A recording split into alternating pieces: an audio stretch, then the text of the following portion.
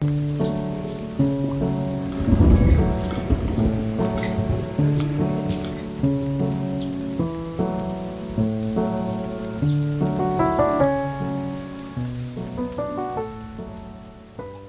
to meet you, and always it's good, a joy to meet. Uh, Clearly, you are among the craziest people I've met in my career. Good, bad, and the ugly of it overall. But always a joy to meet you.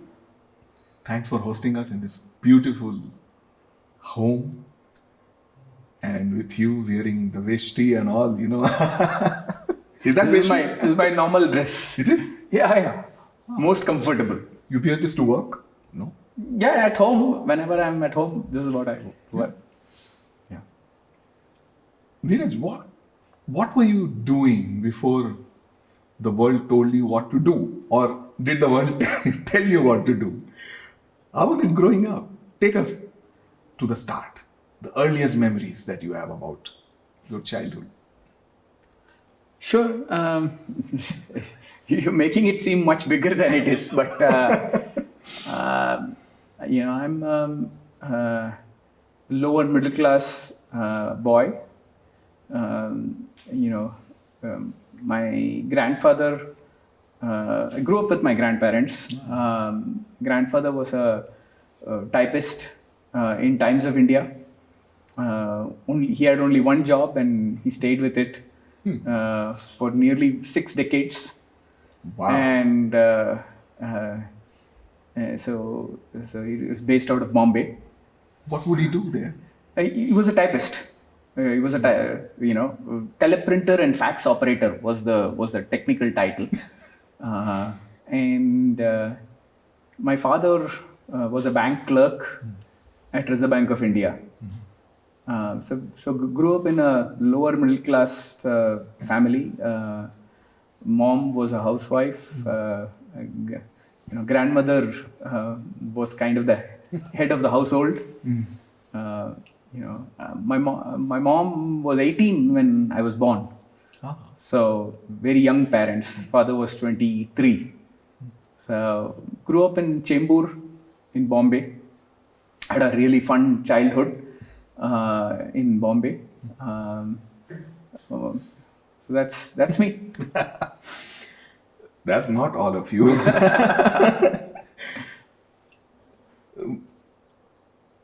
In terms of the early memories again, right? Because like I've seen people whose future and even present it's shaped by who you were, what you saw, what you heard, what you experienced when you were growing up. Are there things, Dhiraj, that you like, whether it's your intellect or craziness or anything, any roots back there, anything that in particular? You have to understand that I don't think of myself as crazy. I do. I think I'm quite normal. But, hey, you are entitled to your view of me. Yeah. I'd say, in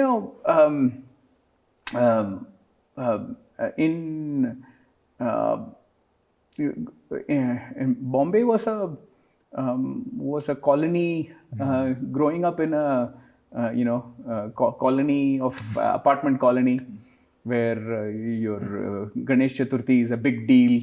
Ganpati Papa Moria, Purusha Varshi Laukariya. So that was how I grew up. Grandparents were a big part of my life. For various reasons. Father had some trouble in his life. He struggled with alcoholism for quite some time, and later we realized that he struggled with bipolar disorder also. So that was something that the family had to cope with and was not equipped to cope with it. Given how much we understood about these things. But Tata took care of so many things for us, and he was the strong man. And his Appa went through his struggle, but it doesn't mean that he didn't love us or anything. But as they say, every family is imperfect in its own ways. Absolutely. And when you were talking, I was thinking about mine. So yeah, I agree with you. Absolutely. What about Tata in particular? Um, I mean, grandparents are fond of their grandchildren. It's like the thing. But anything in particular? I it's very I mean, obviously, grandparents spoil you like crazy. So I'm no exception to that. Unconditional love, and grandmother was, always, you know, instilled a lot of confidence in me. She used to say that, I would do something big. Not that she knew anything, but that aspect of the fact that you can do anything that you want was instilled very young from her. I was a high energy child. And one of my relatives, who was actually a principal in Kendriya Vidyalaya, he had told my grandparents that I should be constantly, put on various activities. So cricket was a big thing. I used to play mridangam. Oh, you did? Yeah, so lots of those kind of activities were there to keep me busy. Also was a naughty child. I was about to ask you. Yeah. I mean, you accept it or others called you naughty? I think I accept it also. I can remember some of the things that I did, and those were not. I wouldn't call it, all very obedient or anything like that. So naughtiness was part of the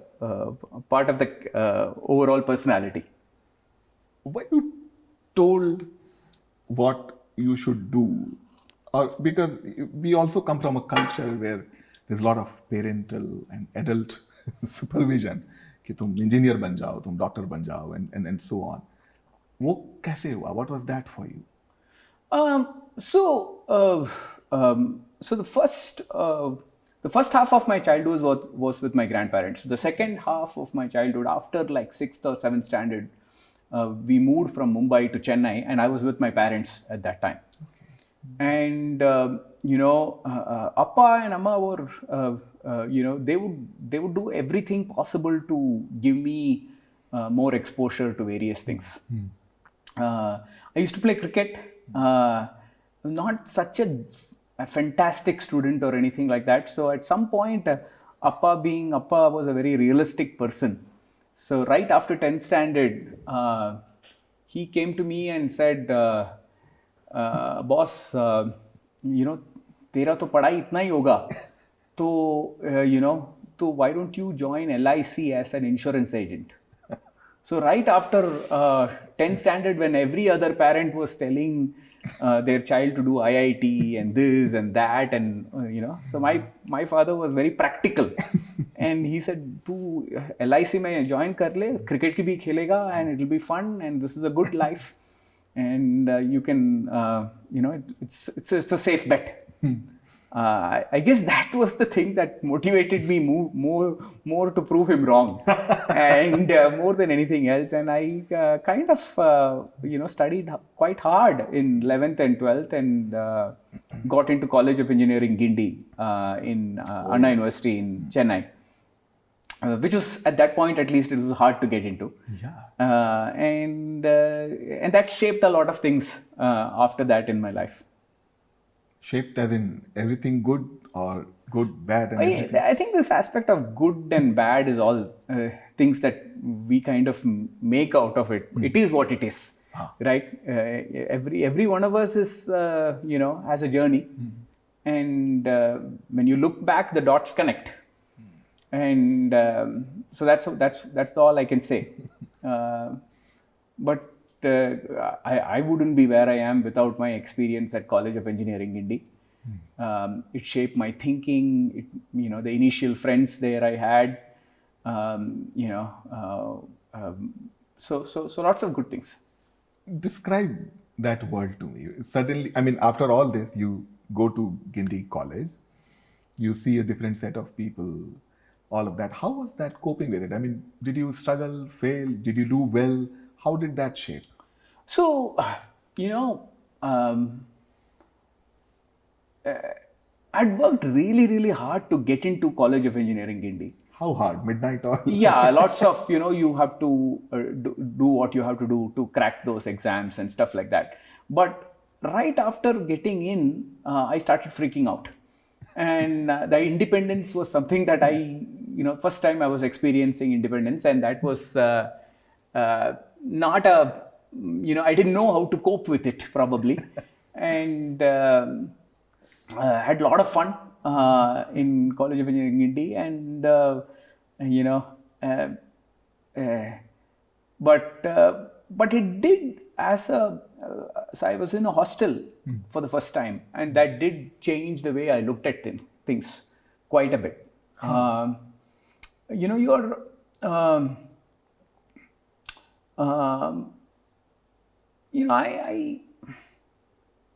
I have to be careful how I say this, but I'm a Tambram, so part of the forward caste, and getting into a college like that was quite hard, and therefore there was a little bit of a bias against. For me, I was always against the reservation system and stuff like that, and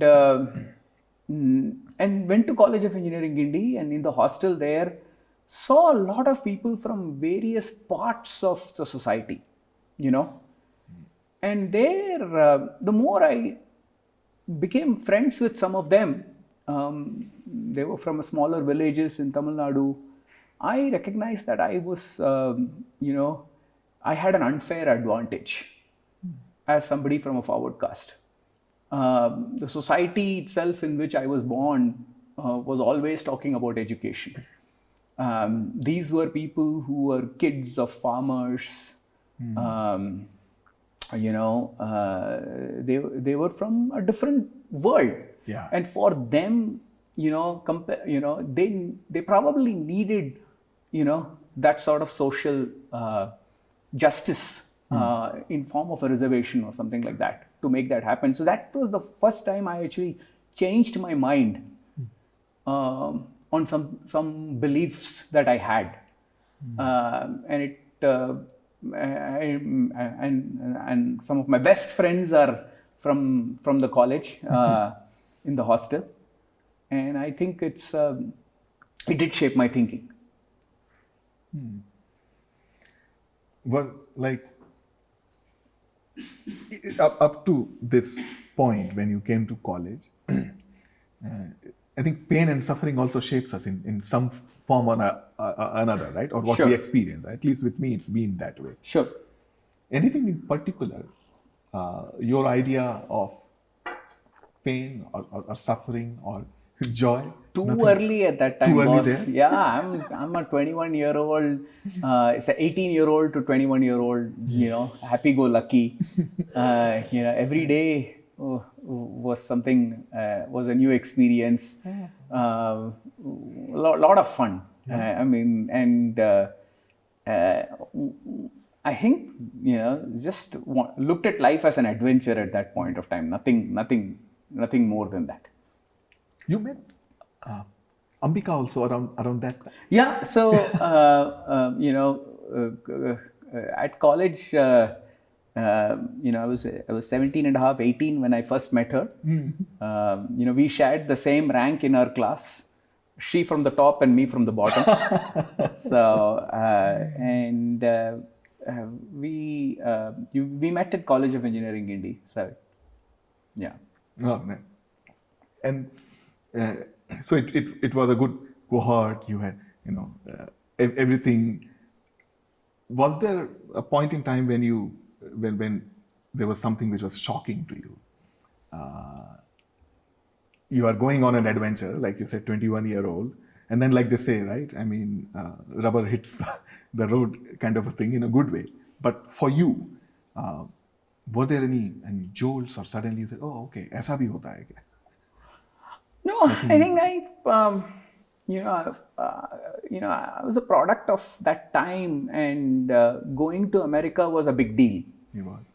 grew up with Archie comics and Michael Jackson and this and that, and enamored by the West to a large extent. So somehow going and experiencing the West was a big part of how I thought of life. And also, the time I graduated was an interesting time, 1996. And I think the IT boom in India had just started happening. The Y2K. Y2K was happening. And in fact,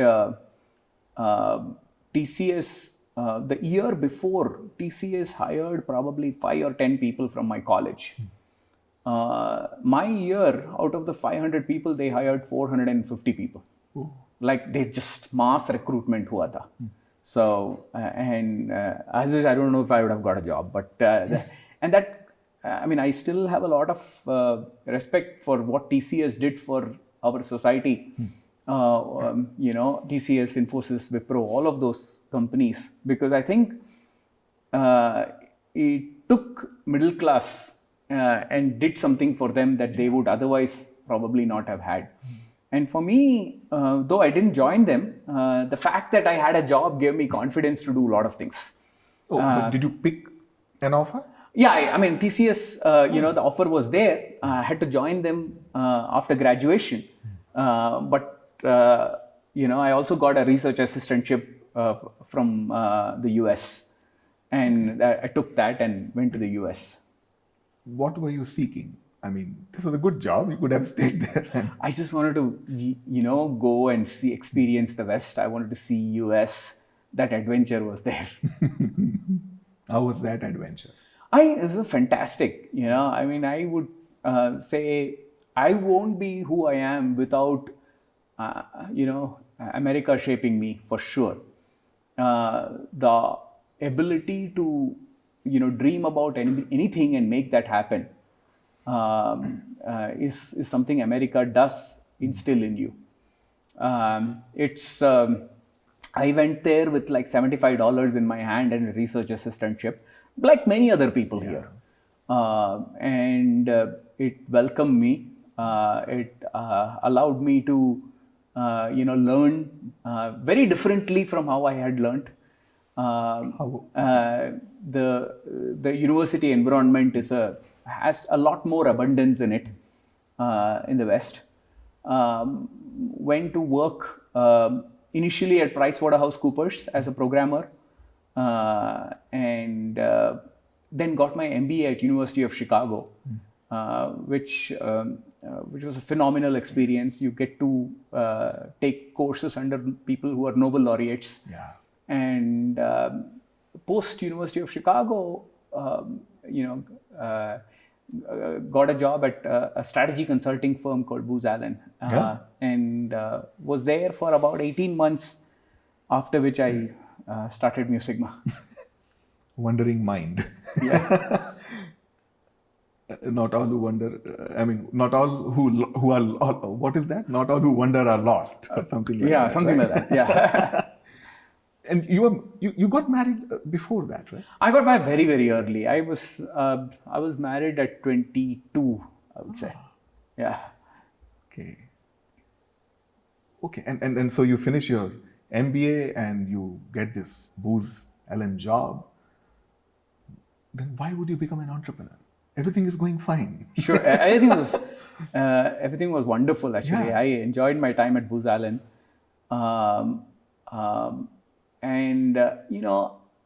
When people ask me why I became an entrepreneur, I generally tell them that that's not the right question. The better question is how I became an entrepreneur. Because sometimes things happen to you. And we may think that we do all of those things, but things just happen. I saw an opportunity while working at Booz Allen I wrote a small paper called Glonovation, where the thought process was that globalization should not just be for cost arbitrage, but also be for innovation arbitrage. In a world where you will have a lot more uncertainty, um, your ability to experiment is going to become very, very important. And I always used to think that we are all like monkeys throwing darts at moving dartboards. So if you can keep the cost of throwing a dart lower, the chances of hitting bullseye is going to be that much higher. Yeah. Okay. And with that perspective, I said that I wrote this paper up, which basically said that, look, should we not be thinking about doing things out of India that will allow organizations in the West to tap the Indian intellect quite fully and use it for innovation arbitrage. My partners at Booz Allen actually liked it, but they also encouraged me to. I was young, and they said, "Why don't you wait here for 5-6 years and make partner, and then you can look at something like this." I actually thought I wanted Booz Allen to do it. You did? So you pitched this to Booz Allen? Yeah, I pitched this idea to Booz Allen, and what eventually became Mu Sigma. But they were not that interested in it at that time. They were too busy with what they were building, and so the idea was something that kept it kept coming to me again and again and again, and the idea basically asked me to take the leap into what today people call entrepreneurship, and took that leap, and I'm glad I did, because I feel good about that decision. Was it just the idea, Dhiraj? Or, because if we have an idea, we go either pitch to someone or bounce it to someone, and you did that with Booz Allen, and they didn't seem to think, okay, potentially so-called unicorn like we call today, or whatever you want to describe. So, but then why did you still keep chasing it? I mean, was it being wishful? Like they talk about this entrepreneurial optimism, which can sometimes be like, you're intoxicated almost. Yeah. नशा था? हाँ, थोड़ा तो नशा जरूर था, and I would say, there was always a strong streak of seeking operational independence in my life. I mean, when I look back, also was in a hurry overall. I don't know. Yeah, it's interesting you say that, because your name is Dhiraj, but you were in a hurry to do it, even when your employers are saying, "ये क्या मतलब ठीक नहीं है ये," something like that, right? Yeah. So why would you still do it? No. I mean, there was always a streak of seeking operational independence. And that was part of the DNA, and wanting to express myself, in every way possible. And work is a big part of expressing yourself. So that was that was there, and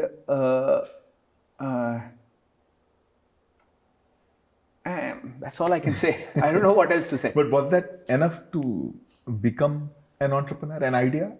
No, I like I said, right? I think we all look for like perfect causation of why.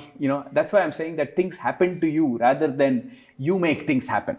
So if there is a lot of people, when they look back, they wouldn't give credit to the circumstances of things that make them happen. I actually believe that those circumstances were what they were, and they that they allowed me to kind of express myself as what we call an entrepreneur. What were those circumstances? It's just the idea of using globalization for innovation arbitrage. The aspect of what today people call data, but at that point of time was not as famous, of using data science and eventually thinking about it as decision sciences. The aspect of looking at problem solving as interactions, interactions between math, business, technology, behavioral science, design thinking, all of these things coming together. So all of this, the confluence of all of these ideas eventually allowed me to build what is called Musicma today. But at that point of time, इतना सोच के नहीं किया था. I always joke about the fact that most entrepreneurs need to have very two qualities, which are ignorance and arrogance. Both? Yeah. At the same time? At the same time, ignorant about all the problems you will face when you start a company, and arrogant that you can actually solve that problem. So that combination, that duality of ignorance and arrogance coming together, I think it shapes you a little bit, more than you give credit for it. But then, that's my story, and I'm sticking to it. But the sense of arrogance is something like, yeah, I would associate with you. I mean, I have met you early in the All years entrepreneurs, also, right? all entrepreneurs. Imagine, I'm not. I think you can act humble if you want, but the fact that you want to change the way the system works cannot be an act of I'm accepting of things. So I do think that being aware of that is important, but that is part of the DNA of the entrepreneur, where you want him to be enterprising. The entrepreneurship is the act of building the enterprise, and so that comes with its you need to be assertive. And you might take it too far and be arrogant also. And that's part of the Or edgy your growth. And upset people around you. Even that happens. It has to be. You are upsetting the system. Otherwise, you are not creating something new. How can you create anything new without upsetting an existing set of things? There is a balance in the thing, in a set of things that work in a certain way. You feel something is wrong. Now, when I always joke about the fact that when a communist sees something is wrong, he becomes a revolutionary, and when a capitalist seeing something is wrong, he becomes an entrepreneur. Okay. So the aspect of seeing a problem space and wanting to solve it, and creating a signal called profit, which other people can follow, and thus changing the system in that way, is entrepreneurship in some way. Did you think of all of these things before starting? No way. You don't even think. You just do when you're young. I think these are all things that you can reflect on and talk about. But at that point of time, itna soch nahi tha. So in that phase, Dhiraj, what were some of the biggest struggles you had? Like, I mean, until a few years ago, it was raising capital, finding team, and so on. But you are saying by doing it. So what were the biggest struggles? Were there any particular failures which then led to the learning, or how was that phase of building? Us time pe I never thought of it as a struggle. I was so into doing it and having fun doing it.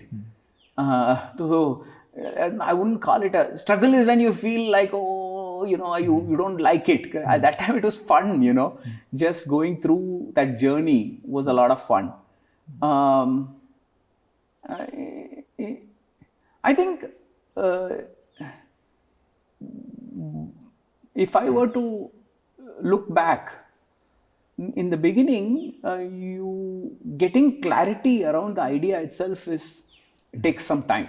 Okay. and you are rough around the edges of the idea, and you don't have words to describe that idea. Finding those words itself becomes important, and that's a very that's a beautiful journey. Now I have words for some of these things, but at that time I didn't. And the idea of an enterprise is to machine ideas, machine the purpose of the enterprise. That's a better way to say it, is to machine an idea, right? In the beginning, it's purely a content, and you need to at an individual level, you need to have clarity around that content, and once you have that clarity, you have words for that content, and then you can enable that content to become conversation. Once you start having conversations, you then have the ability to influence and excite people around you, others, and that they may be employees, they may be investors, they may be customers, but they're in one way or the other, you need to get them excited. That this content becoming conversation, where it's content, it's mostly like an art, there's a lot of romance around it and everything. But by the time it becomes a conversation, it is science. Okay, then it becomes right. science. There's an explanation, right? In the world that we live in today, that it's not enough if you have just you keep it as a conversation. You need to execute it with the tools of today, which is technology and engineering, and therefore that conversation has to become computation, right? And that computation eventually, when it manifests in the business world, becomes commerce, right? So this journey of content, conversation, computation, commerce, that's a journey which is company building, actually. And now you see it. I see this, and now I also see many people not wanting to take that journey step by step, but also want directly to commerce, from content itself, taking shortcuts, not, giving it enough time to cook properly. Yeah. And I feel sad for them when they do that. The initial, I still remember the initial success of Mu Sigma, and when we had some money in the bank, and I still remember checking my bank balance again and again and seeing whether that is really there or not. But I also recognized very quickly that the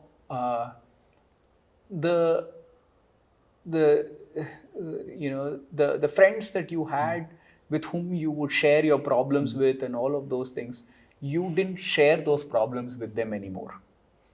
And therefore it kind of any conversation with them about those problems becomes inauthentic.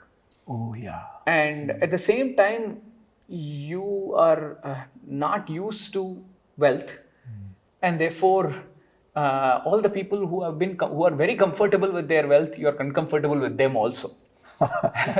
So you kind of are lonely on both sides, and that kind of, I did feel a little affected by that to some extent. I also think that all this adulation sometimes can get to your head, and you don't know how to deal with that. You also attract a lot of inauthentic energy, during those times. Looking back, I wish I had a better capability to deal with that. Yeah, and I remember, perhaps for the outside world, like people, some of us at least, it also translated into what we felt was, oh, okay, are you angry? Are you angry at yourself or the media or press when you were going through all the journeys? And uh, yeah, I think it depends on the lens through which people are looking at you. Uh, but it would be really interesting and actually enriching to learn, Dhiraj, again from you, when those funding rounds were happening, and we were like, okay, this is become unicorn, and you were making money too, so not just another unicorn. What was driving those funding rounds? Was it this scale, or a little of, was it, I don't know, attestation? What was it? Again, looking back, because there is a lot happening these days where I feel there is. I think the numbers speak for themselves. Music Mart took only about $14 million of primary capital. So, and out of that $14 million, it returned. I think overall, when you look at all the money given back, it's to the investors, all the types of investors put together, it's about $800-900 million, right? So. And most of the capital that came in was secondary capital, which meant that the business did not need that money. So then it's a valid question to ask is, Dhiraj, why did you take all of that money? Exactly. So I would, if I'm completely intellectually honest with you, it was probably, this need for attestation, need for being associated with the big boys. Felt good about the fact that people like, Sequoia Capital, General Atlantic, all of these people were associated with you. It felt good. And it's probably that. And that's very, like you rightly said, in being intellectually honest about it. So it's very, very helpful to understand what is happening. And it's amazing how it still continues to play such a big role. I want to hear you talk a little about the sense of ownership when it comes to enterprise. From the time you started, and we will go in the journey of the past few years, of course, but give me your first principles on sense of ownership when it comes to enterprise. And how did everything around you shape it or not? I have a little bit more clarity now than I had before. But if you look at any business, it stands on three pillars. One is the income statement. Sure. That basically tells you how good at the unit level the business is doing on a yearly basis, Yes. and so on and so forth. Then is the balance sheet, which has the assets and the liabilities and so on and so forth. And then is the capital table, which decides who owns how much of the company. Yes. Now, in the income statement is the management team that sits in the income statement and controls that income statement and influences that income statement. The balance sheet is, depends on what kind of assets you have. It could be a bank, it could be intellectual property, it could be lots of other things which could go into the balance sheet. And the capital table is where the investors sit. The only person who gets to sit on all three is the entrepreneur. Yes. So I actually feel, hindsight is 2020. An income statement, a good income statement tells you your current health. A balance sheet will tell you what you'll do tomorrow or day after tomorrow. But 5 years from now, the destiny of the company gets decided by the intention, and that gets largely influenced by the capital table. Okay. So the ownership of the company, to a large extent, determines the long-term fate of the company. Now, there's multiple ways to solve for that, where you could have different series of shares and with a disproportionate amount of control for certain shares and so on and so forth. But it still does not, work as well as you would think. So my journey, I would say, I started with 100% ownership, or nearly 100% ownership. Went, between me and Ambika, we went close to 50% ownership.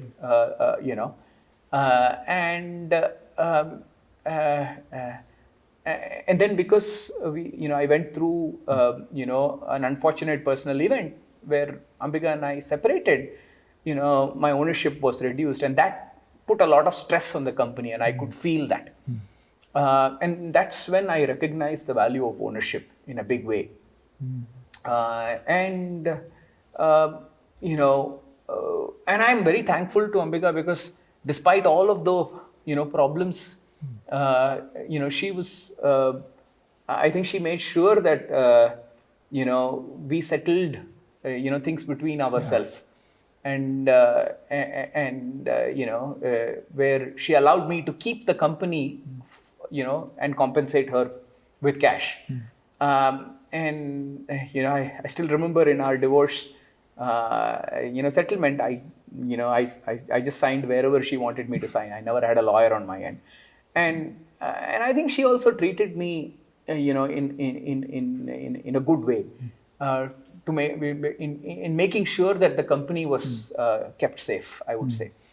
But that is a very, without that, I don't think this company would be alive today, because the investors have one fiduciary responsibility, which is to make sure that they get the return on their investment.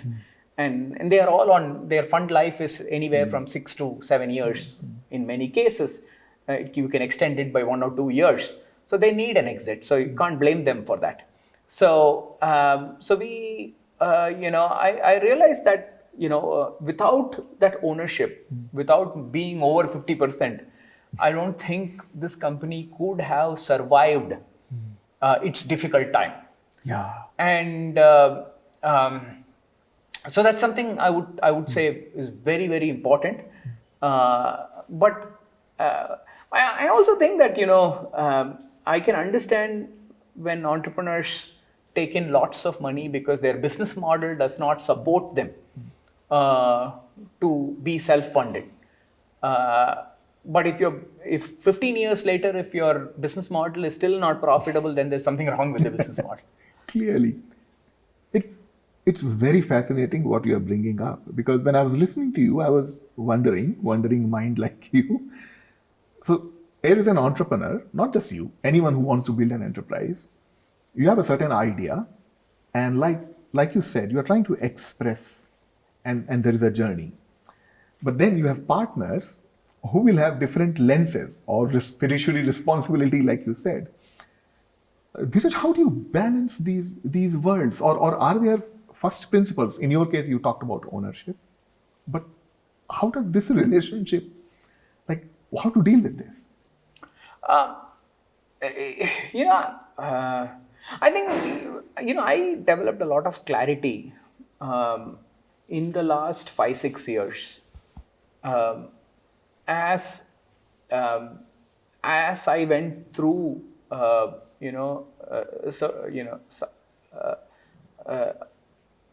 my journey. We will go to that phase as well. Yeah.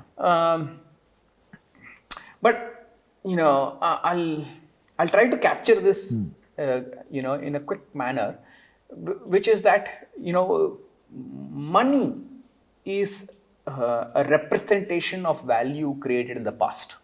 Okay. And ideas represent value that will get created in the future. Okay. Investors are money chasing ideas. Yes. And employees, to a large extent, are ideas and talent chasing money. The marketplace between ideas and money, or marketplace between past and future, is where an entrepreneur sits. And therefore, by the very nature of being a marketplace between the past and the future, you have to be constantly in the present. You have to acknowledge whatever your reality is today. You can have, be extremely optimistic in the long run, but you have to be realistic as far as today is concerned. And that ability to be in the present, solve problems, whatever you are faced with on a consistent basis, and not give up, is a big part of the journey of entrepreneurship. you can, you will be given some, you will have some unlucky breaks. How you deal with that, will it break you or will it make you better? As Nassim Taleb would say, being anti-fragile Yes. becomes very, very important. And for me, that is the journey of entrepreneurship to some extent is kind of you can actually you learn a lot from that perspective. Also, Dheeraj, with your kind of a business model and growth that you had, you could have raised a lot more money or you could have let go of a lot more ownership. Now, was it this profound understanding you already had? ये क्या था? Like, how were you able to keep at it? No, I don't think it was that. I would think it was just luck. Yeah. I would think I was just lucky. Things happened to me, at the right, at at certain times that impacted my journey. If I say that I knew about all of this beforehand, it would not be true. Sometimes, you know. Certain good things that happen to you, you are also because of luck, and some bad things that happen to you are also because of luck. I was today when I look back, I have a lot of gratitude even for the bad things that happened to me, because in them was some lessons which are invaluable. And for me, today, as I sit in Musigma, we over the last 5 years, we took about $600 million of debt and returned about $400 million of that debt. We bought back our investors. I own about 95%, 96% of the company today, and this is a company that is generating about $70 to $80 million of EBITDA per year. So I feel very, very good about the fact that I have ownership, and therefore I'm in control of the destiny. But I don't think this would have happened if I had not had certain things which other people might call, even I would call unlucky. So what you tend to look at as unlucky at that time, at a later stage, actually, even that has some gifts for you. Yeah. And that describes the gratitude Yeah. that you're talking about. Dhiraj, now let's move to this phase of your journey with Musigma and even as an individual and a founder. I mean, you are at the peak in that sense, right? I mean, I remember writing and reading all the press. You are right there at the peak, and then a series of events get triggered. Call it luck or anything that we want to describe it as. Can we now take that journey and through your lens and eyes, what happened, and there look at your own reflections. You have to be more specific Okay, than so that. You are at the peak. I remember a bunch of things. One of them was, perhaps it's sub judice or not, so we won't go there, but there was a case that was filed against Musigma. You got separated, like you pointed, from Ambika. And then there was a lot of drama for the outside world, Dhiraj, right? Yeah. And I know for a reporter, they will get salivating, that lot of. I didn't look at it that way, but I could feel there's a lot happening. Somewhere it got triggered. I don't know what was the tipping point, but for the outside world, it was a series of events. So when I sit with you today, and the reason I want to go through that journey is because I want to know what happened and how did you get here? Sure. I'll have to choose my words a little carefully, but I'll do my best and try to keep this authentic. I think, between 2011, 2011, 12 and 2000, 14, we could do no wrong. We had every possible award. Every investor wanted to, own a little bit of Musigma. And that can be intoxicating. Forbes 40 under 40 in the world, ENY Entrepreneur of the Year, ET Entrepreneur, and that was to some extent, success is not a great teacher in any way, and that was it makes you feel good for that time, but it also does not prepare you well for bad news when it comes. Yes. And unfortunately, the universe works in such a way that after some point of time, some bad news has to come, right? And it did come. One of our early investors who had sold his stake to a later set of investors decided that he shouldn't have probably done that, or he felt that that was not the right thing, and he put a lawsuit on us. This was in 2015, and I felt very, very bad because I thought that was hey, I didn't feel good about the fact that that happened. Felt like a blemish, and probably didn't have the thick skin that I should probably have, and fight it out. We did fight it, and for the next 7 years, I spent more than $30 million fighting that lawsuit. Wow. And very recently, the Supreme Court of Illinois, unanimously voted in our favor, and we won the law. We won that, but those 7 years, I don't think I can get back, because not only the money I spent, but also the toll it took on me personally was a big one. It put me into depression. Went through the separation with Ambiga. I made a lot of mistakes at that time because I was not probably thinking right. And I think I have to be honest about that. And so the first 3 years, 2015, 16, 17, 18, was a time where even coming to work was very, very hard for me.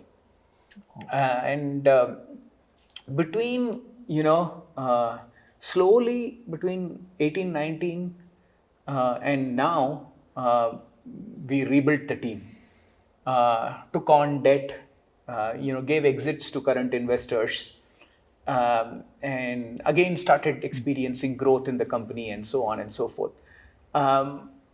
Now, we were clearly the category building company and the singular leader in this space, but that's not the case now. We have a lot of other people who have caught up to us, which is which I can look up as a as a bad thing, but it's also a good thing, because now we have good amount of competition to go and motivate me to go and build the company going forward. So if I were to look at this journey, I would say, I joke about it in a way, saying that when people say, when life gives you lemons, you have to make lemonade, I would say, when life gives you lemons, you have to make a lemon meringue pie, so make the most out of it. And I think we made most out of it. That's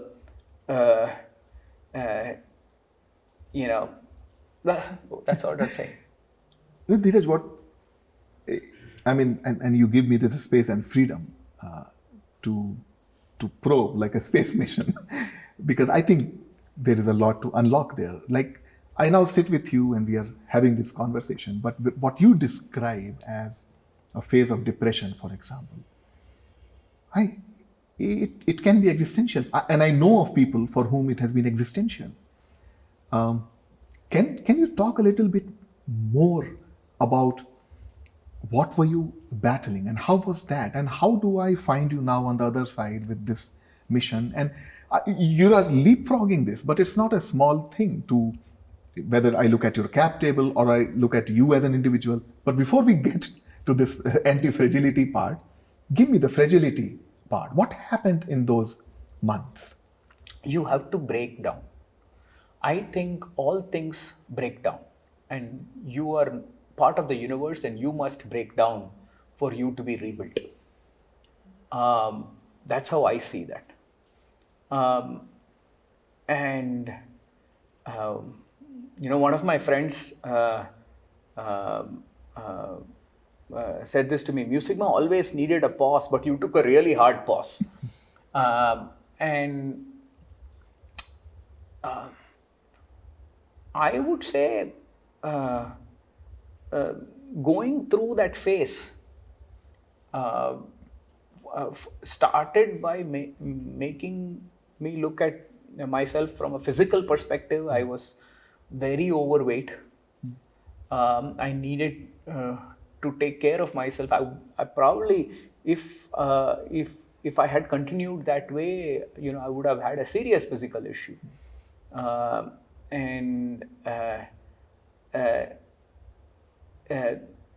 That time allowed me to reflect quite a bit, and I was exposed to this thing called Vipassana, which was a wonderful thing for me, and had a, going through it a couple of times made me start appreciating the power of awareness and stillness. I was feeling very lonely in a crowd, and then I started appreciating the fact that being away from a crowd could make me find myself. From a journey of not enjoying loneliness, I went to enjoying aloneness, and just reflecting on my own thoughts, and I thought that time was one of the most creative times for Musicma and for me. Wow. Some of the best ideas that we are implementing right now, I would say, came out of those times, because nothing else mattered but the idea.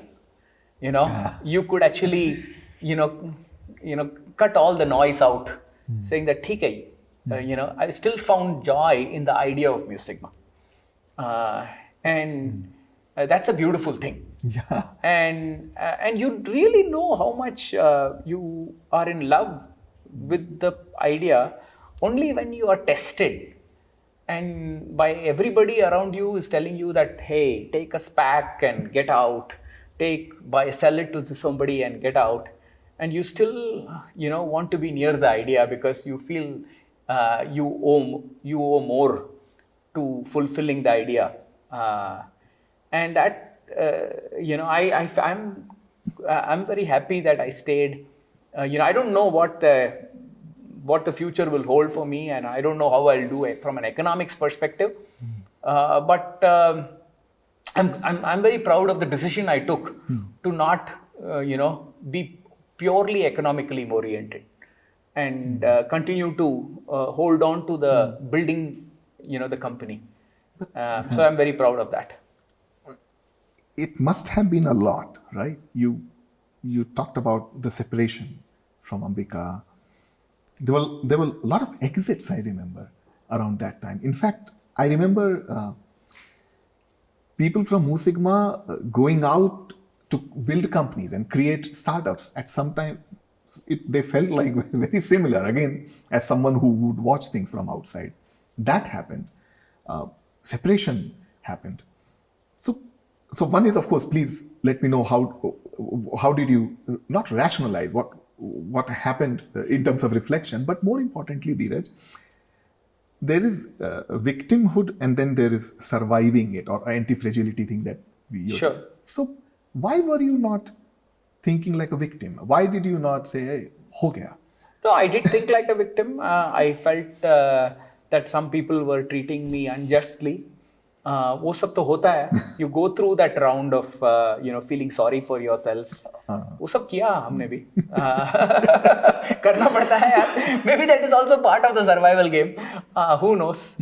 But I think when you're when you're in the boxing match and you're getting beaten black and blue, I don't think ज़्यादा सोचने का time है. But having said that, I think I also felt that to some extent the best form of flattery is when people copy you. Okay. Yeah. And you had so many people who just did a Control-C, Control-V on the idea of Mu Sigma, and that's a good thing. I think that in their own ways they were showing me respect. I would say they were showing the idea of Mu Sigma respect. So, but I think it is important to be original. Okay. Because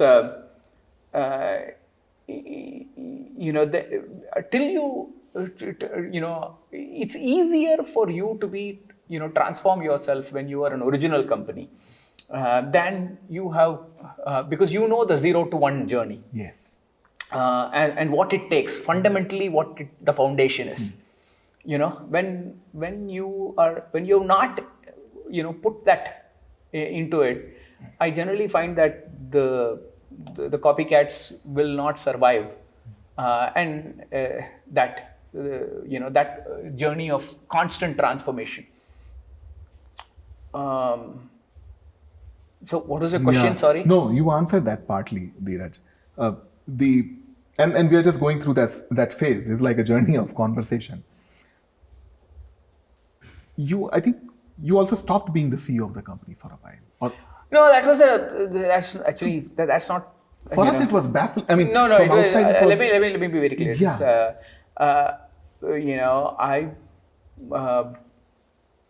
Like I said, right?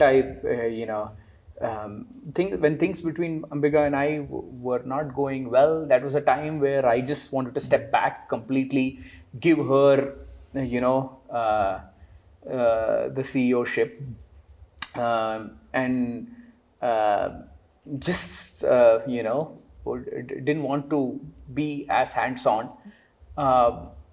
In the effort to, be... save my marriage also to some extent. I tried a little bit, but I think it was not meant to be. So I had to take on, the CEO-ship very quickly.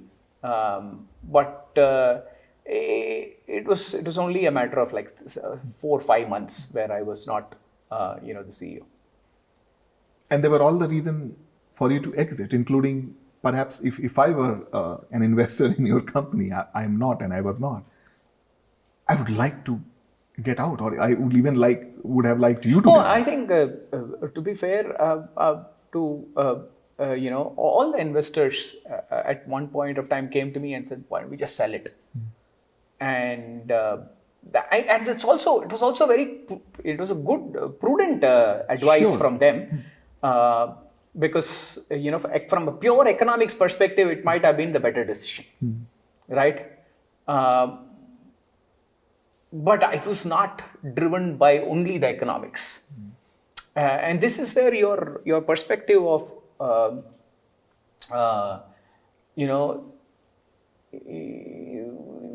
we are all driven by different intentions. Yeah, so what was that? You described... My intention was, I wanted to build Mu Sigma.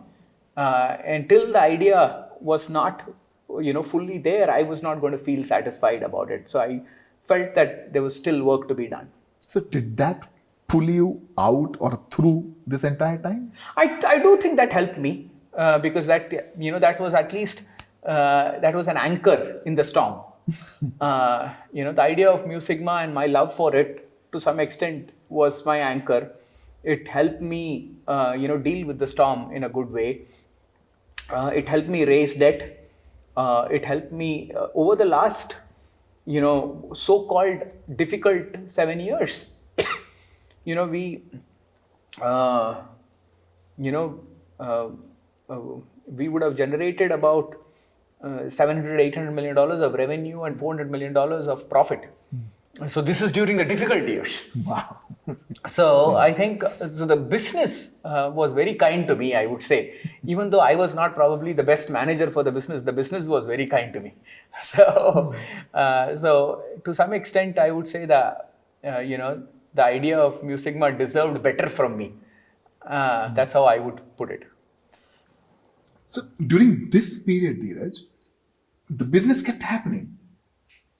How was that? Like, if I am a Mu Sigma customer, and you, especially in the toughest time that Mu Sigma or you had ever faced, how did that happen? Why?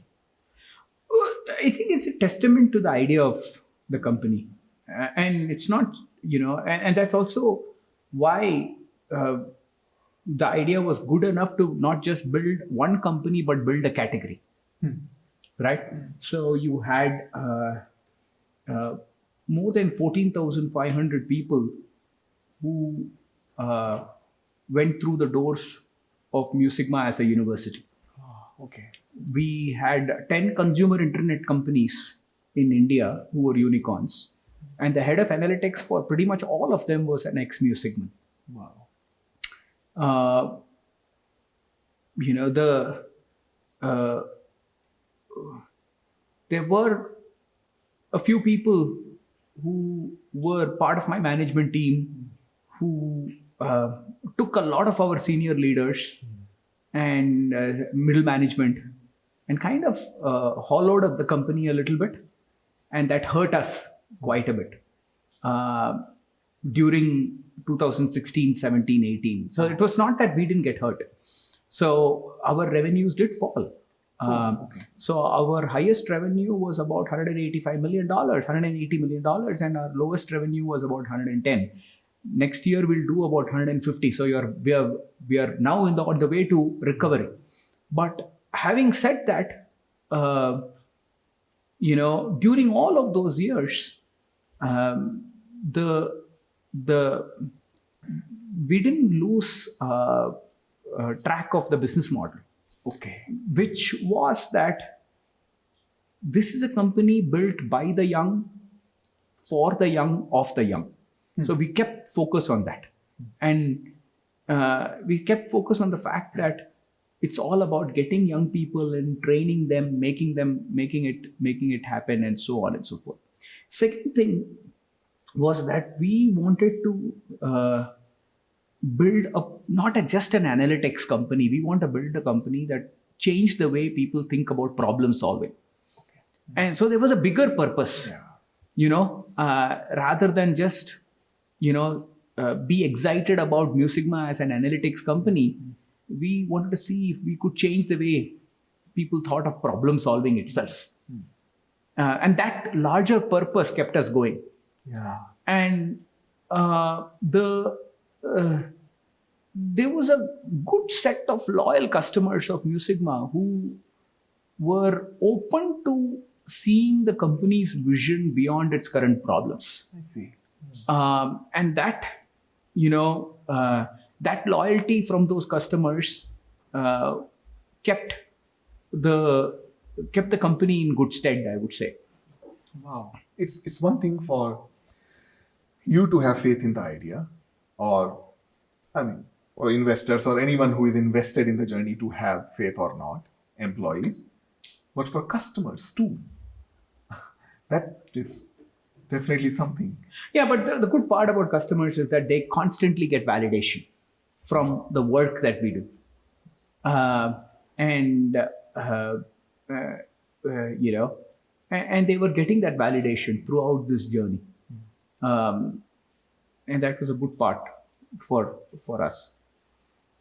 When people quit on the company or on the leaders, like in this case, you had a lot of top management exit, at least some, and of course others who would follow them. How did you explain it Was it personal? Was it situational in that sense? What did you reflect? Oh, it was very difficult. Frankly, keeping a straight face um, and telling the people uh, who remained, uh, uh, it was difficult. I wouldn't. Uh, there was a lot of doubt uh, in the people who remained. The people who left were taking some of our customers with them, were taking some of the best talent that we had created, and literally, um, you know, um, you know, uh, hurting us. So that was not easy. Um, and I think I think it resulted in two kinds of emotions for me. One was, like you said, the victimhood kind of thing. I felt bad about it, but also it gave me a lot of resolve. That look, I gotta beat this thing, and I gotta come back, and I gotta do well. So both of those emotions were uh, there, um, and. But I think the more important thing was also there were a lot of people who stayed back, Yeah, I was. and they were passionate about the idea, um, and to some extent they were passionate about me, and really, really didn't want to give up on me. Even when I was in my worst depression, they didn't want to give up on me, and I can't thank them enough. And it's so beautiful you are articulating this, Dhiraj, because a lot of time we describe the relationship between founder and the enterprise, or investor and the enterprise.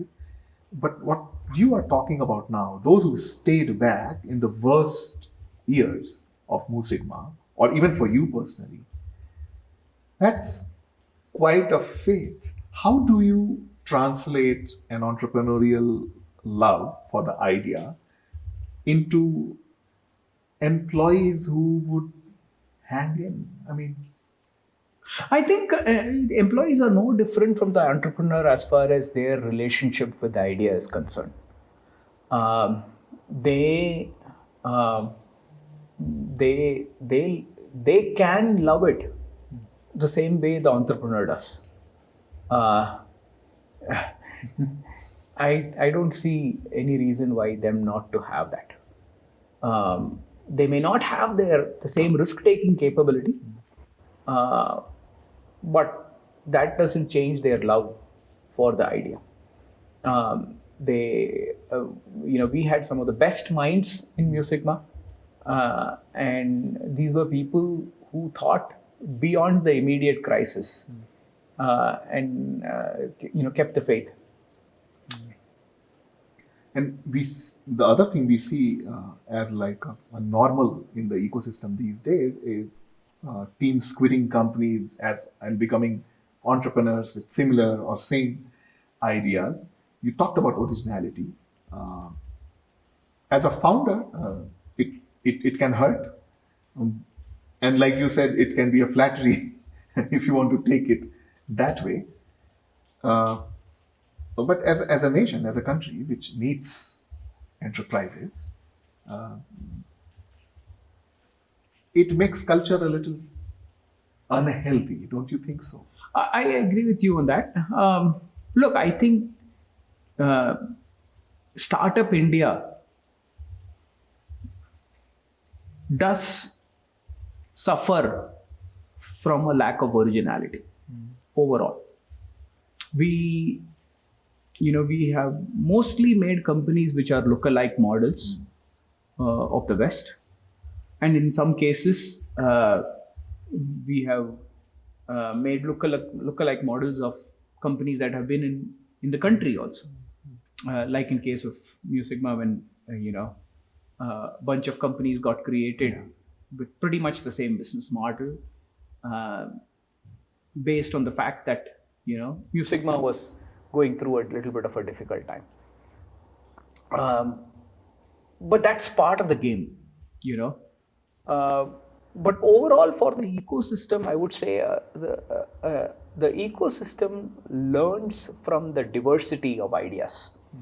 And if you suffer from a lack of originality, then you will not create enough diversity of ideas also.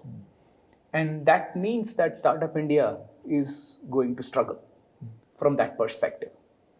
The second thing that Startup India is already struggling with, I would say, if I were to look at the 107, 110, I don't know what's the number of unicorns today, the median ownership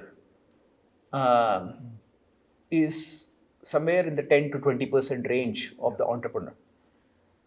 So which means that, and most of them have not yet reached profitability. No. So even before profitability, with big valuations, you have Startup India owned by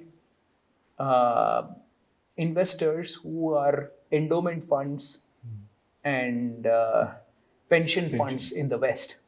So Startup India, in other words, is owned by not East India Company, but West India Company.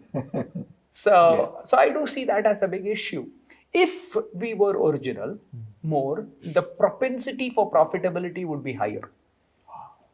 Right? When you're not original, the propensity for profitability will be very low.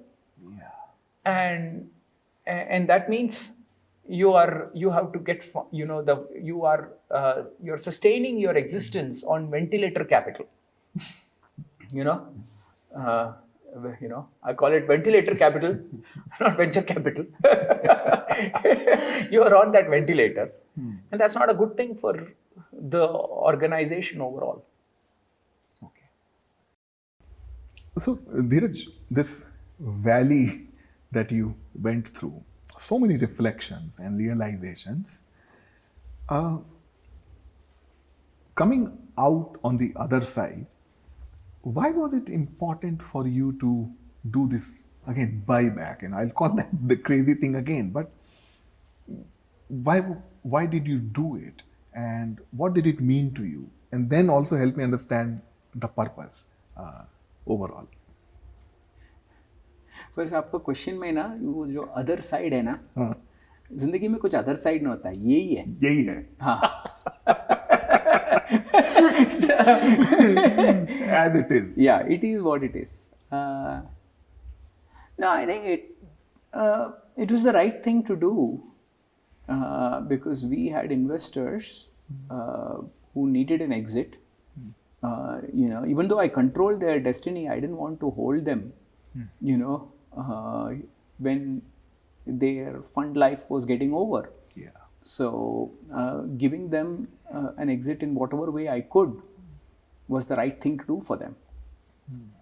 That just the right thing to do. That's all there is to it. Nothing more than that. And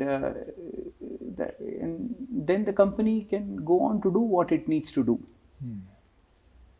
It was one of the biggest buybacks, if I have to call it that, right? It is, right? In that we have seen in the recent times. Sure. Clearly out there. Yeah. Audacious. But how was raising? It was not a very audacious. See, if you look at this company is generating a lot of cash. Sure. It's a very profitable company. Yeah. So the debt markets were available for the company. We were only operating at 2 to 3 times EBITDA as far as debt is concerned. The interest rates that we were getting was easily very reasonable for us to serve those interests with the cash flow that we were generating. Yeah. So I think I'll ask the emphasis should be on the profitability of the business model, which allowed us to raise debt and give investors an exit and still continue to own the company. I think that's where the focus should be on. Yeah.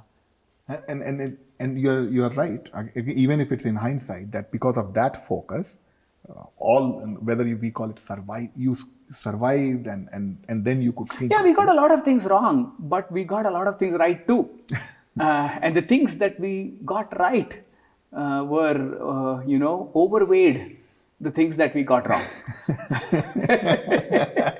So I think the things that we got right was an emphasis on building a profitable company, an emphasis for having a propensity for long-term relationships with customers, an emphasis on building talent rather than buying talent, an emphasis on not succumbing to the to what was happening in the market and taking on things like SPAC and stuff like that, which would have only hurt the company.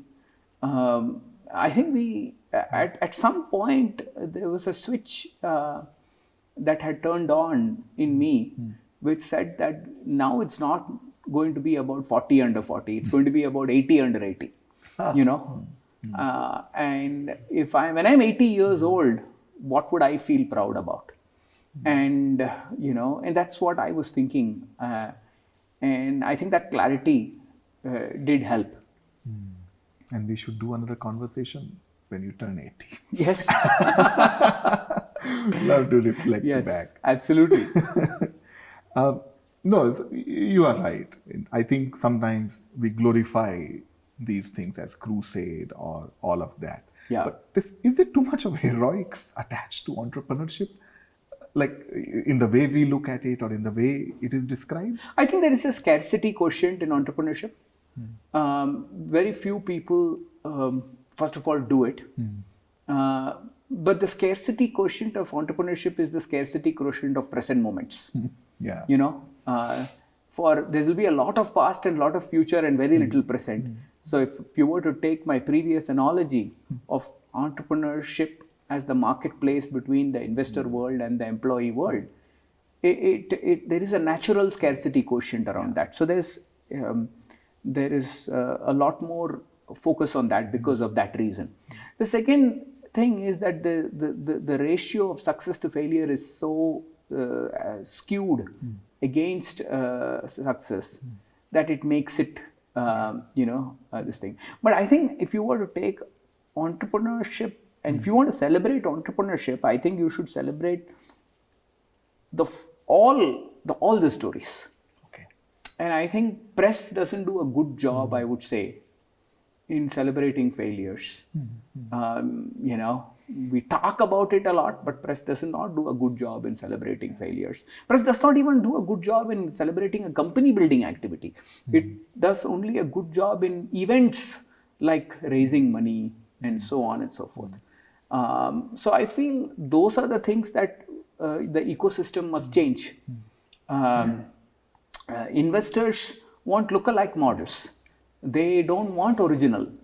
They don't want the originals. They're not willing to,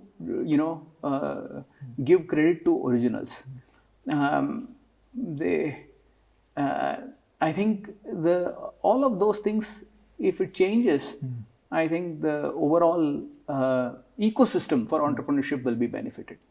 And it's right. You are pointing at the systemic change, which is incentives also. You were talking of investors.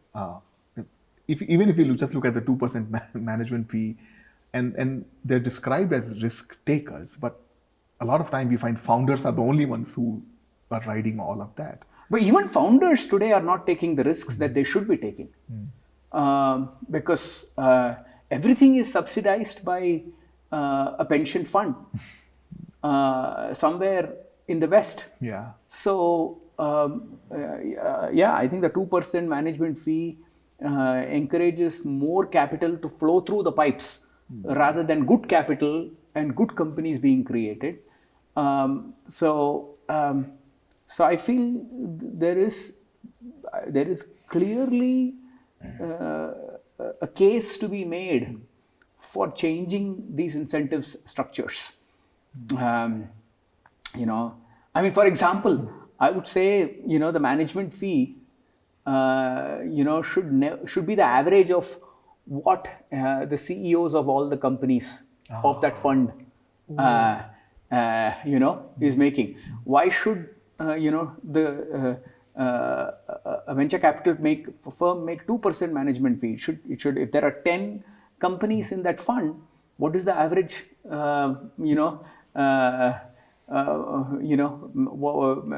salary that management is taking? They should be taking, not relative to that, they should be taking. Then they are equal partners in the game. I think similarly, I would say founders, who are taking exits, they should not be taking exits before at least 3 years of profitability. So if you're taking an exit before profitability, it means you're kind of like abandoning the baby even before it's grown up. So those are the kind of systemic shifts that we could have, which will change the dynamics of the game. Yeah, it's well put, Dhiraj. And keep in mind, these dynamics were created in the West at a different time. Following that same dynamics today is like wearing bell bottoms. We don't wear bell bottoms today. So why are we following the bell bottom model of venture capital even right now with 2% management fee and 20% carry or 30% carry? And I think that doesn't make sense to me. The other reflection I was having when you were describing this journey, Dhiraj, is we've discussed bootstrapping. And in this case, for example, when you gave your investors and the exit, you now have 96% or close to, in terms of ownership of the company. What happens? Does it liberate you? Or even for founders who are we talked about Sridhar Vembu, for example, of Zoho.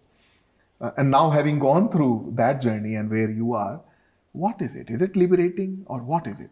Sridhar Vembu is an amazing guy, and I wish I was as wise as him. But I think he probably saw something ahead of what I saw. And similar story with Zerodha also. So I have a lot of respect for those people who build companies with full ownership. I think I don't know if I would call it liberating, because that would mean that I was not allowed to build what I wanted to build when these investors are there. I never listened to anybody. That was part of my DNA. And so I don't think having ownership gives me that much of any liberation. Okay. To be honest. Sure. But having said that, it felt good to give them an exit, because then you feel good about the fact that their journey was fulfilled. Yes. They came in with a certain perspective. They got a certain return. Their funds are their fund life is over, and they need to be taken care of. Yeah. So that felt good. So that's what I would say. What changed after this transition? It can be a technical thing for many.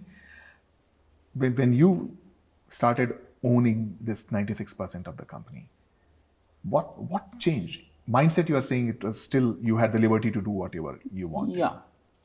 What are the things that changed? I think no, not much actually. We were thinking long term then. I think we can more credibly say to everybody that we are thinking long term now. Okay. If you own only 5-10% of your company and you are saying you are thinking long term, it doesn't make sense. Yeah, but it's not even your company for you to think long term. Yeah. So don't किसी और का बच्चा हो गया है वो, तुम्हारा बच्चा ही नहीं है. No. So I think the fact that we had an opportunity to take exits and didn't take an exit gives me a lot more belief in myself more than anything else. And I think that I will continue to be tested, I think. I'm sure in 5 years, again, I'll have to look at, the way the markets are, my life situation, and again look at what I'm going to do. And again, I'll be tested whether I can continue with this journey or not. Let's see. Will you make newer mistakes, or or newer failures? Because you can't wish any of them away, right? Absolutely. I'm sure I'll be making newer mistakes. I'm 100% guaranteed of that. And maybe even some of the same mistakes if I have not learned my lesson fully well. So I don't think you can take that for granted. But this perspective of building something for the long term is something that is a craving. Let's see if I'm able to drive it, and that means that it's not just about Mu Sigma, right? It needs to be about building the ecosystem for the category before and after, right? It means that we need to be able to be the beacon as far as profitability is concerned, and not be in ventilator capital mode. Yeah. It also means that we need to influence education in this space, and get people who are part of engineering colleges and medical colleges and commerce graduates and arts graduates, anybody, to be interested in how they can how they can use data and play in this world of decision sciences. I think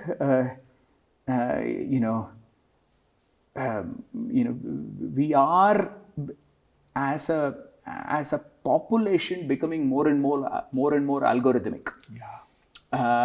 There is a need for algorithmic thinking, algorithmic leadership.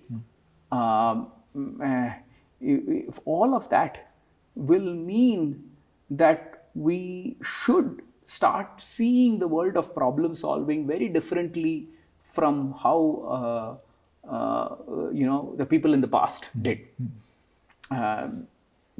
Because we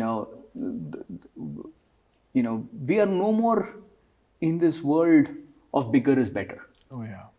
The competition is happening not on that. That is needed, but the differentiation is happening on faster is better. I kind of equate it to moving from Test cricket to one-day cricket to 2020. Now business has moved to 2020 business. Now in this world of 2020 business, the guys who play, the batsmen who play, are playing strokes which seemed blasphemous in Test cricket. After playing a stroke, the guy is lying flat on the ground and we are clapping. In the past, if a guy was lying flat on the ground after playing a stroke, he'll say no style. And what people don't appreciate is the transition players, between the Test cricket world and the 2020 world. There was a guy called Krishnamachari Srikanth. He was considered complete no technique maverick, making funny faces all the time, but he was not in a world of Test cricket. He was not looking good. No. Yeah. Right. And then came Sehwag, who perfected what Srikanth was doing, but also was looking good. Yeah. Right. Yeah, better, looking better. Yes, much better. Right. Yeah. And then now you have people like Rishabh Pant and Sky and all of these guys who are inventing, shots. And one of the things you will find between Test cricket and one-day cricket in 2020 is that the need for all-rounders is becoming more and more real. Yes, we see that. So same thing is happening in business also. These silos saying the finance person, marketing person, technology person, all of those silos will be broken up. There'll be more and more all-rounders in the world of tomorrow. You know, I also feel that the silos between an employee, an investor, an entrepreneur may also merge quite a bit, converge quite a bit. So I think all of those, there is, I have not seen any people, the venture capital and the private equity world, which talks constantly about disruption and innovation, has never innovated itself. The industry of The industry, it is still operating on the same rules that it operated 15 years, 20 years ago. Right? So I think that's something we should ask. For so much, you guys are the merchants of innovation. Why don't you innovate yourself? And I think in the last 10, 15 years of India, I think because of all of this free money, we've had entrepreneurs who didn't have to deal with gravity. Yes. And therefore their muscles are weak. An astronaut who goes to space and comes back, he'll have weak muscles because he's not dealing with gravity. No. Same thing is happening in India also. The quality of startup India has to get better. It has to deal with the gravity of profits. Profits, the need for profits, the need for building sustainable institutions mean that you are beating the hurdle. And that will mean that you are being tested by reality. So that's something we need to get to. If you were to start up again, are there things that you won't change? And are there things that you would change? I mean, almost like a biomarker that stayed, like, for example, you talked about profit. It looks like you had it from the start. So are there set of things that would change, or are there set of things that won't change? I would absolutely, yes. Answer is yes. Clearly. So what are they? What are they? I think I would be, I wish I would have the wisdom to not seek so much attestation. Okay. And, so much attention, which is another form of attestation. Yes.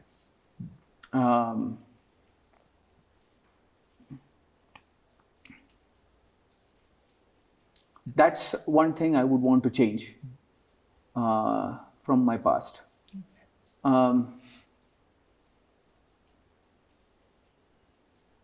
I wish I didn't encourage so much secondary capital,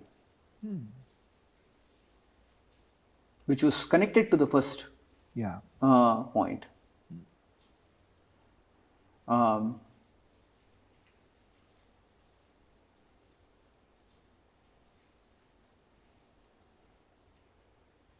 I think I wish I had a better system to create exits for employees.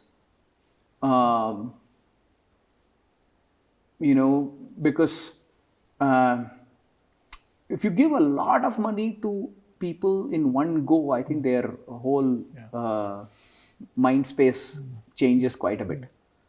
I think it's better to give it,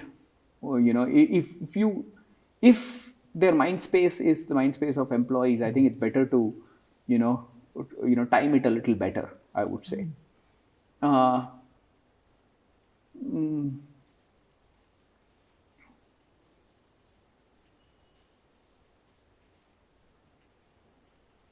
I wish I didn't carry so much work home.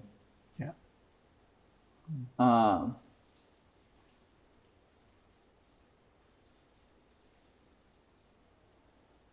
I wish I spent more time with Akash, my son. Yeah.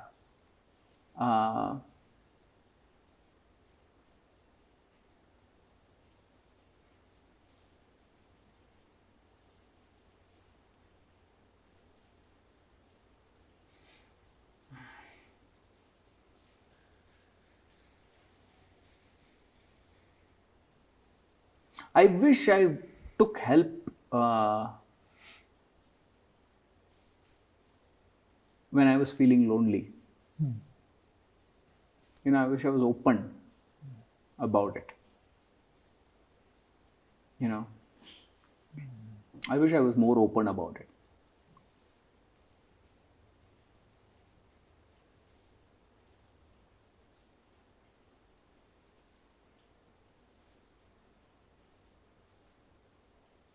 I'm sure there are more things. Sure. And uh, things that I would not change are that I would continue. I would want to build a company of the young, by the young, for the young. That's one of the best decisions I made. I would want a company that builds talent rather than buys talent. I would want to build a company which is where the business model, operating model, and financial model are in sync with each other, like it is in Mu Sigma, and therefore allows enough resources for innovation. I would keep the same belief system all over every time, and that being coming from abundance of learning being more important than knowing, experimentation being more important than experts, and interaction property being more important than intellectual property. The first one, learning over knowing, comes with a sense of humility. The second one comes with a sense of irreverence. Oh, yes. Experimentation over experts. And the third one comes with a sense of gratitude and generosity at the same time, actually more gratitude than generosity, right? Because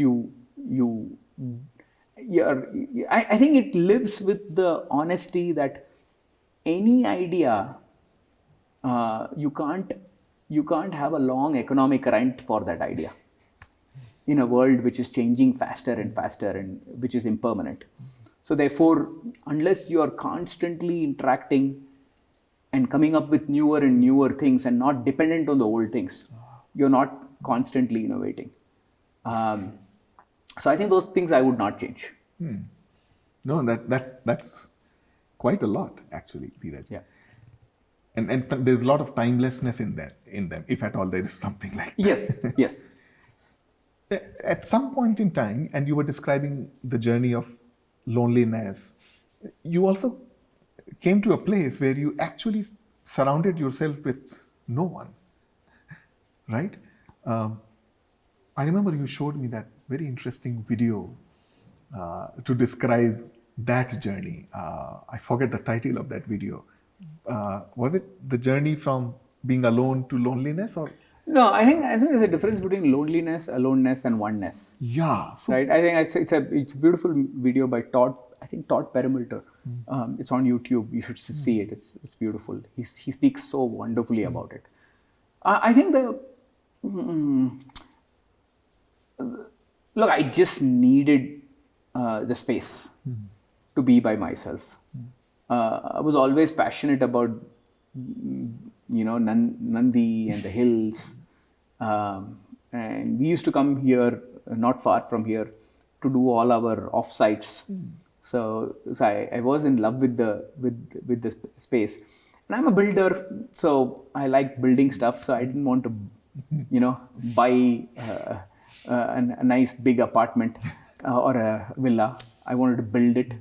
There is, there is something about brick by brick, Yes. building it. Yes. So that was always there, and I think this allowed me to express myself in that area. But I think this also, one of the things that I challenged myself was, hey, all the investors at all points of time, pointed to Mu Sigma having a key man risk, with me. And I said, okay, can I build this company if I don't go to the office and sit out of, literally a hill? Not like... So I did that. And I said that, look, I'll give that space to my management teams and not be overbearing on them. But at the same time, use that space for myself, for being more creative with new ideas. and channelizing it into products, working with my head of innovation a lot more on changing, the products and platforms that we were investing into. So all of that was only possible because of this space that was that played a role. And now I don't think I can ever get out of here. I feel I need I don't think I'll ever get an exit visa out of Nandi. Well, it is fascinating to be talking like this in a world where people are describing work from home, cultural clashes. Now there is a comeback time for employees, but a lot of them don't want to come back. With all of that, it's going around us. I hear you talking about getting away from. No, office, I'm a right? big believer in work from office. Yeah. Yeah, I feel middle management and people who influence each other to make things happen. The creative process needs, physical proximity, and I think, um, there is management by mentorship. Okay. There is and then there is management, by goals, and then eventually there is management by exception. Okay. I think for the third kind of management, you believe in those people and they are the ones doing it, and you're just being a mentor for them. At that point, you are not constantly sitting with them and making things happen and everything. When you're 4,000, 5,000 people, even if I went to the office, I wouldn't be able to touch all 4,000 or 5,000 people. And when I was in Mu Sigma, even in the past, I would be traveling, meeting customers and so on and so forth. So what I think, this new world has taught us is that you don't need to be traveling so much. Okay, that. And so our travel cost and all has come down tremendously. And we're being very practical about the fact that customers also don't want that. Customers want good content. Yes. Right? I joke about the fact that if I cannot convince you between this and this, I don't think the remaining parts of my body are any useful. So I think so that's how I would see it. But for management by mentorship, and for management with like medium term and short term goals, I think you would need, a work from office culture. But I think things are evolving in a big way right now. See, I think if I were to look at the last 500 years, right, we used to be at some point, maybe 2000 years back, we were working 7 days a week in Africa, right? Yes. Because the lion will eat us if on Sunday. Yes. We can't say we won't run, right? Yeah. So just because it's Sunday, we can't say we won't run because there is a lion chasing us in Africa.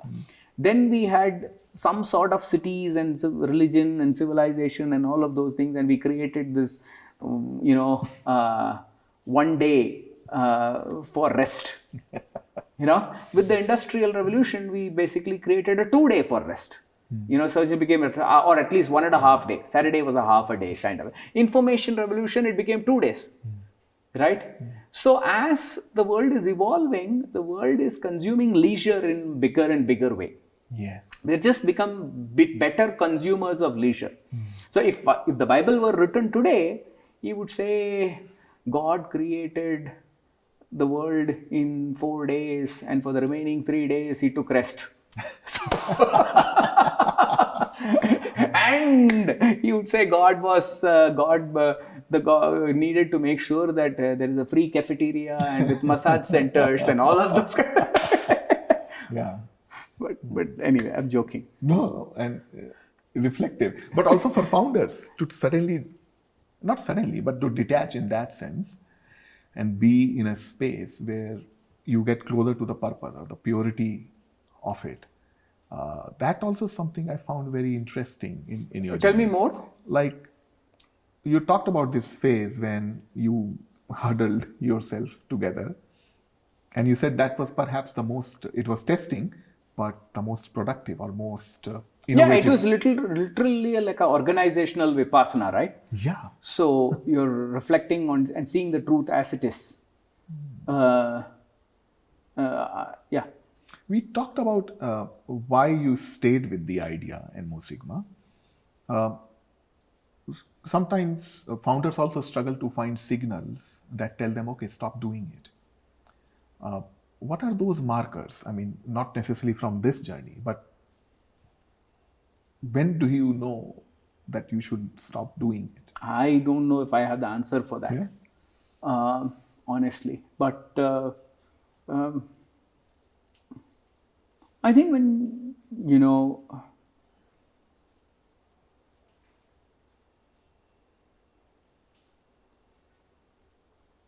I think you do get, I mean, it's not a very, black and white world of saying it will say, stop, you have to stop doing this company building. I think what will happen is you'll start seeing more and more hurdles in your life, Oh, yeah. Okay. right? And when you see more and more hurdles, that is actually an exciting thing because then you have the ability to solve for those hurdles. And that is what entrepreneurship is about. Entrepreneurship is not about not having hurdles. It's about having hurdles and solving for it. But but at some point of time, you will not enjoy it, right? And when you stop enjoying it, and you should have the awareness, to to uh, to just be honest to that point. I stopped enjoying it for some time, and I had to, step back a little bit. But then I missed it. So, that's why I basically said, okay, I'm going to stay with it. I also watched the other video, one of a series of videos that you have done in the past, where you picked up this book, Old Man and the Sea, and you described it as like an entrepreneur's journey. Can you talk a little bit more about it? I promise to watch it again. I just, I think that video was, I don't know if I can even say it the same way again because it was taken in one take and it just came out. But I don't know what to say. I think it's there, so you should just look at that. But there is this old man who goes fishless for Yeah. a long time. Yeah. So it's a story. There's Ernst Hemingway book, right? So about finding something that you've been looking for quite some time, and when you find it, it's not everything that you made it out to be, and the world outside also wants a piece of it, and you feel quite ravaged in the end of that journey. Yeah. I think that's the story of every entrepreneur to some level, right?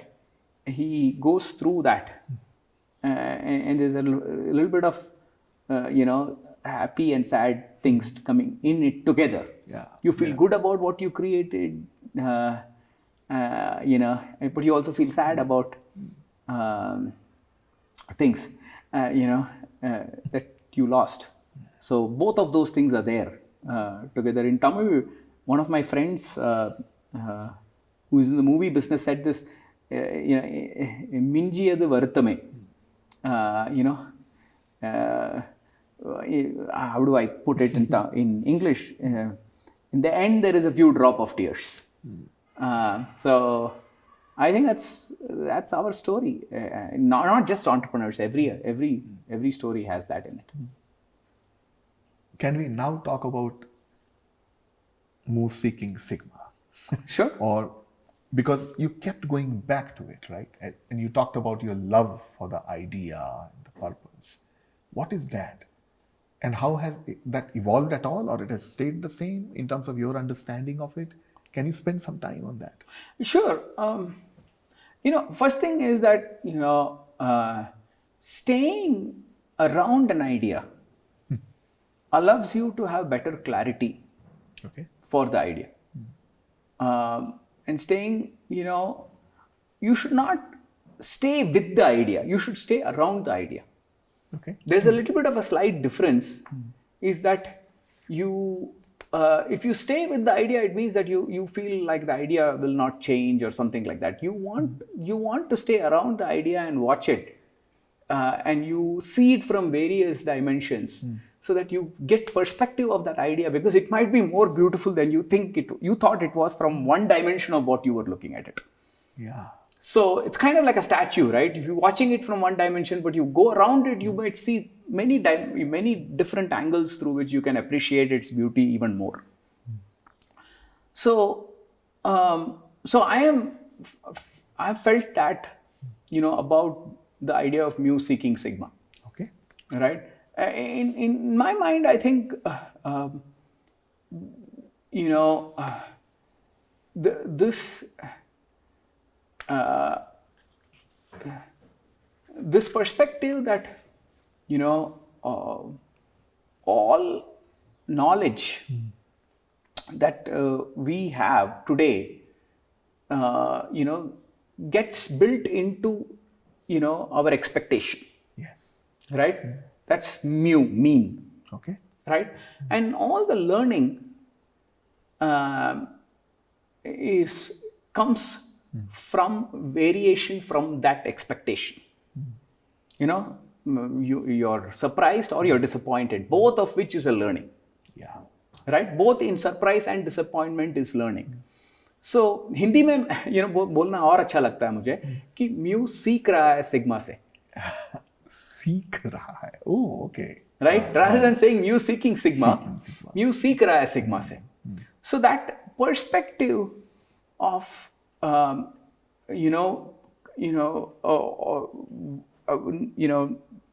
we constantly seeking clarity more and more is something we should never let go. And that what I find in today's world is that you may be a large and successful organization, but your ability to be relevant in the future is directly proportional to your ability to be an immigrant in your own country, be an immigrant in your own company. In your own company. Okay. So you have to be able to go outside and see the company again with a mindset of learning. Right? So those companies where cost per question is lower, cost in terms of money and cost in terms of time. So if I can ask a question fast, and if I ask a question at low cost and answer it quickly, I am better off. I am more prepared for a world where things are going to change and I have to be more responsive. Right? So this ability to see the world, with that lens of an immigrant, and constantly reinvent yourself is going to become more and more important. And large companies, like a GM, for example, if they had probably done that, they would be more relevant today, And now you might ask, why don't you let those companies just go away and new companies come? Yeah. What's wrong in that? Well, what's wrong in that is that there's a lot of cost involved surrounding a company. There's factories, there's cities, there's things that are built as ecosystems around a company which will all have to be rebuilt, which is not actually net new things. No. Right? So that can be avoided in a big way. When a new company is made, one thing you can be sure is that the accounting firm and the lawyers and the investment community will always benefit from that. For every $1 of R&D, there is a lot of cost in accounting and legal fees and this and that and everything, which we are paying for. So the ability to keep, a going concern and reinventing that going concern is a very important thing in my mind. Yeah. And that's something that we are doing by changing the way we think about problem solving, where we are able to look at complexity of a large company, acknowledge that complexity, address it, and eventually give those organizations the ability to absorb that complexity inside and be innovative. So that's something that what we are doing, which I think gives me a lot of joy. Is it algorithmic? Because even earlier when Musigma started, people called it, and you had this tagline, right? Do the math. So data analytics and all of those terms are being used at different points in time. And the higher sense of purpose you are referring to is problem solving, right? Sure. Okay, that's Yeah, I think the do the math has multiple meanings to it. One is the literal meaning of the fact that math is important and the original language of science. But also the colloquial way of saying it makes sense is do the math, right? Do the math, So that's how you would say it. But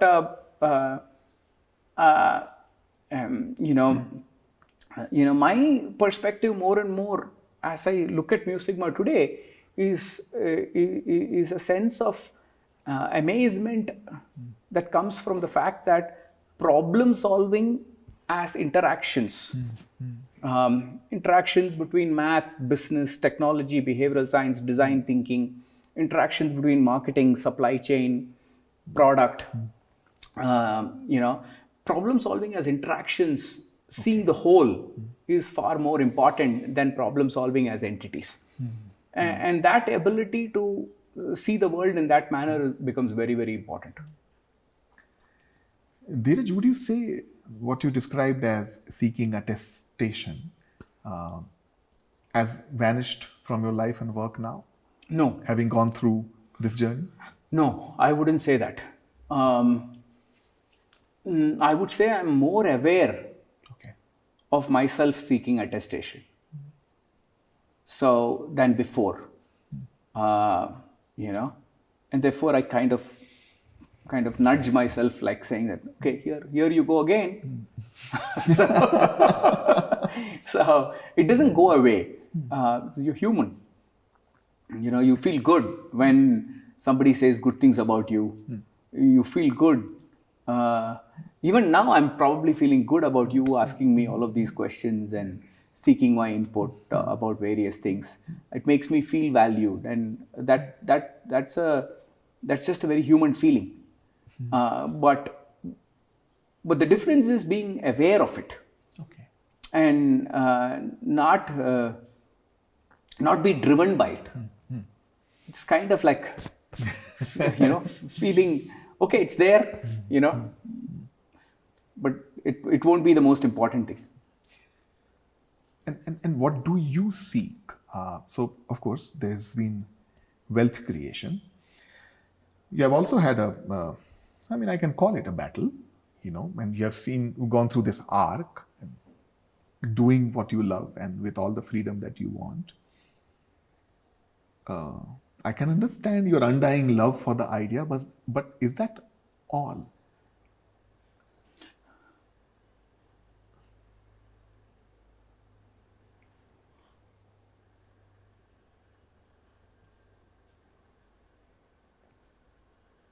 Yeah, that's all.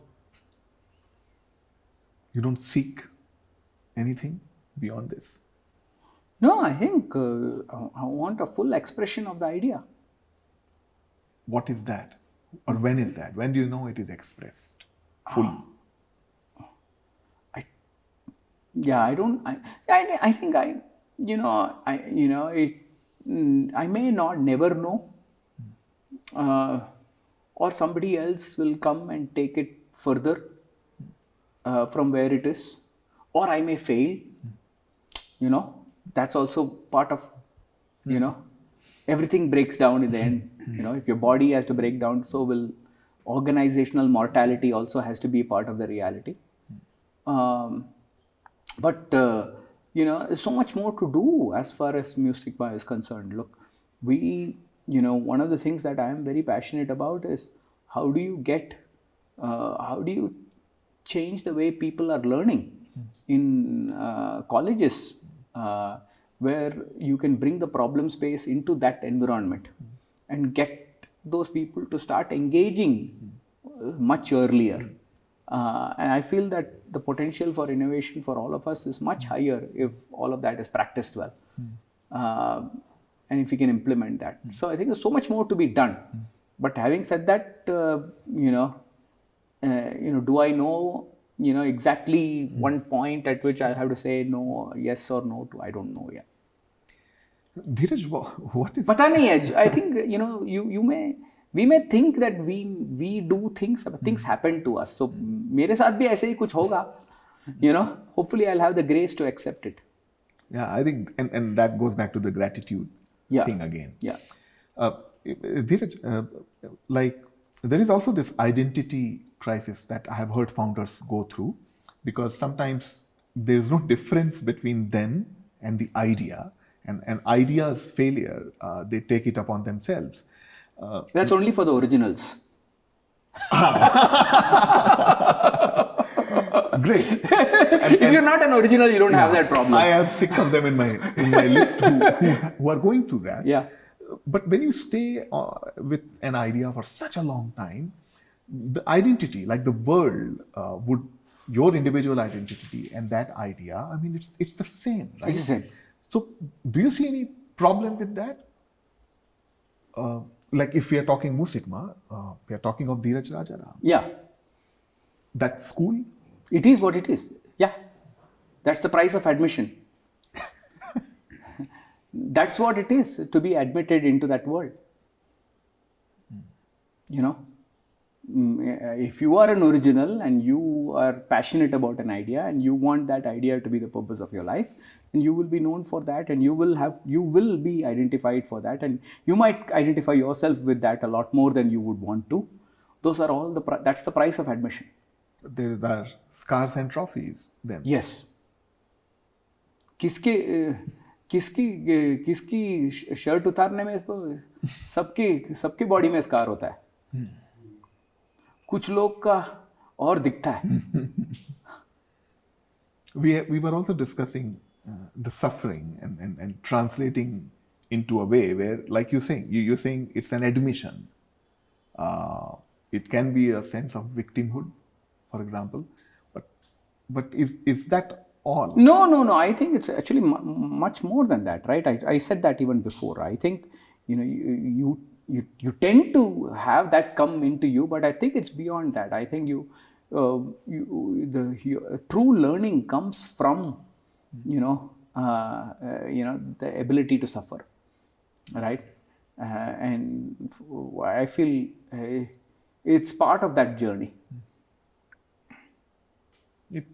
It almost sounds like I'm talking to Musigma in many ways, and that is how separable it becomes, especially when it's an original, like you said, right? Yeah. But there is mortality, there is biological longevity to it. So do you wonder what happens when you are over and done? Yeah, I do wonder about it. And I see, other companies, being bought out. Yes. So that could happen. I see other companies not even being there. We actually talked about that in one of our events. We call our customer event as consciousness, by the way. You do? Yeah. You are joking. Yeah. And and one of the ways you can actually define consciousness is your ability to suffer, right? Only things that can suffer can experience consciousness, right? So anyway, but we talked about this thought process of organizational mortality. How should an organization die? You did? Yeah, we talked about it. We talked about it nearly 7, 8 years, 10 years ago. So, so I do think that, it's kind of like the, Tibetan way of dying or something like that. I think organizations should have a way to find a nicer way to die. What is the nicer way to die for an organization? I don't know. I mean, I can't say what are the building blocks of it, because it is actually the opposite. Well, right? I mean, technically, if you have if you have so much around how to build and be born as an organization, shouldn't you have something on how to die as an organization? Why not? Yeah, it just flips. It just flips the whole thing as to, how will you cease to exist, and what will be your legacy, and what will it mean, and what will you do, and can you start thinking about that?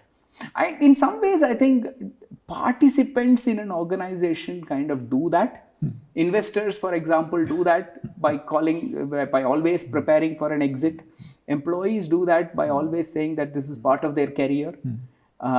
ये बीच में एक entrepreneur ही थोड़ा पागल बन जाता है, तो उसको भी सोच लेना चाहिए कि organizational exit क्या हो, उसका exit कैसे हो.